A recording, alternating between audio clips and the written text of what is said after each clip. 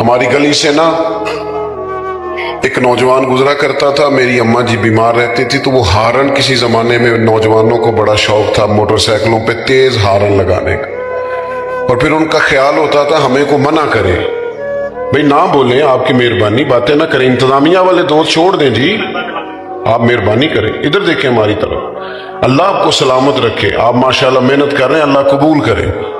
دوستو، وہ نوجوان اکثر گزرتا تو تیر ہارن بجاتا، تو اماں بیمار تھی، شوگر تھی، تو وہ کئی دفعہ اٹھ جاتی تو پھر وہ دوبارہ نیند نہ آتی، اسے منع کرتے تو وہ منع کرنے سے خوش ہوتا، چڑھتا، کہتا نہیں اور بجاؤں گا۔ ہوتے ہیں بعض بچے نادانی کرتے۔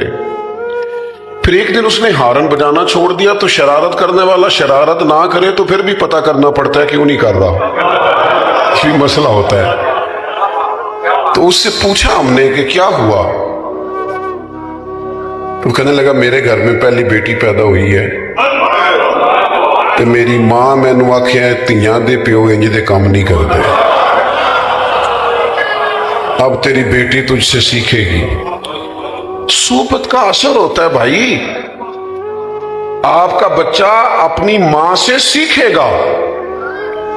کہے ساری دنیا کہ حسین کے خون میں بڑا کمال ہے، لوگ صحیح کہتے ہیں، پر اقبال کہتے ہیں فاطمہ کے دودھ میں بھی بڑا کمال ہے، سیدہ پاک کے دودھ کی تاثیر بھی بڑی اعلیٰ۔ جب تک آپ اچھی صحبتوں کا بچے کیا کریں بیچارے، ہم ماحول ہی نہیں دے پاتے۔ قرآن مجید نے فرمایا یا ایھا الذین آمنوا اتقوا اللہ وکونوا مع الصادقین۔ سنو، یہ قرآن پاک ہے، ادھر دیکھو نوجوانوں، چھوڑو موبائل، یار میری بات پہ توجہ کرو۔ فرمایا اے ایمان والو، اللہ سے ڈرو اور سچوں کی سنگت اختیار کرو، اپنے لیے علماء کی صحبتیں تلاش کرو۔ آپ کا عقیدہ اس وقت ڈگمگاتا ہے جب آپ کا یارانہ اس بندے سے لگتا ہے جس کا عقیدہ ٹھیک نہیں ہوتا۔ میں صحیح کہہ رہا ہوں؟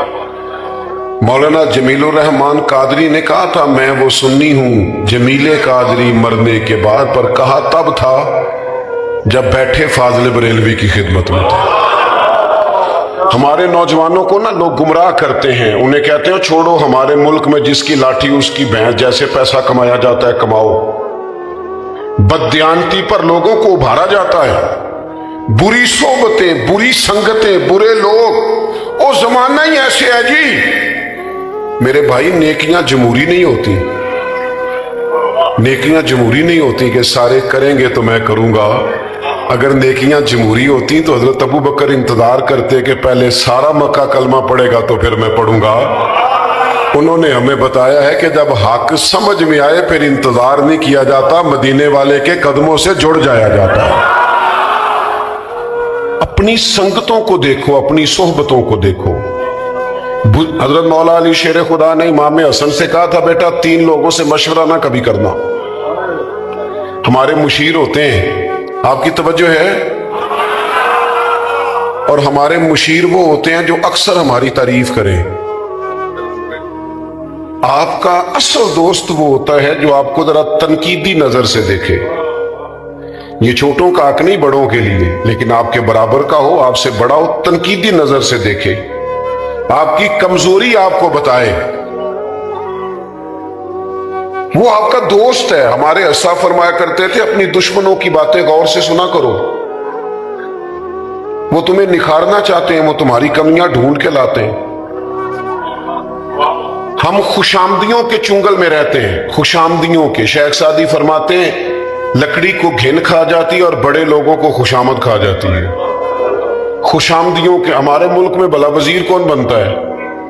جو ذرا اچھا خوش آمدی ہو، پارٹی کے صدر کی اچھی پہلے وہ کرے خوش آمد، پھر ٹکٹ ملے گی، پھر وزارت ملے گی، اچھی خوش آمد۔ پیروں کے ارد گرد زیادہ تر کون ہوتے ہیں؟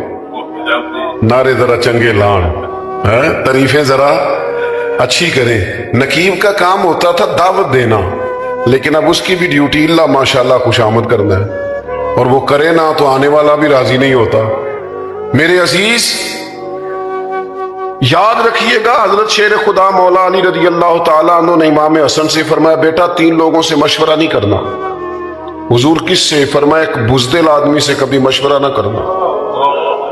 اس لیے کہ جو خود بزدل ہے تمہیں بہادری کی بات کیسے بتائے گا. اور دوسرا کہا بیٹا لالچی بندے سے مشورہ نہیں کرنا. کدے نال ہے؟ میں تھوڑی گل ہی نہیں کر رہا, میں تو کسے لالچی نہیں کر رہا. لالچی بندے سے مشورہ اس لیے کہ وہ تو بیچارہ ہر وقت عبد الدنیا عبد الدرہم بنا ہوا ہے, وہ تمہیں کیا مشورہ دے گا. اور تیسرا فرمایا پتر کنجوس سے مشورہ نہیں کرنا, اس لیے کہ جس کا دل بڑا نہیں اس کا دماغ کیسے بڑا ہو سکتا ہے.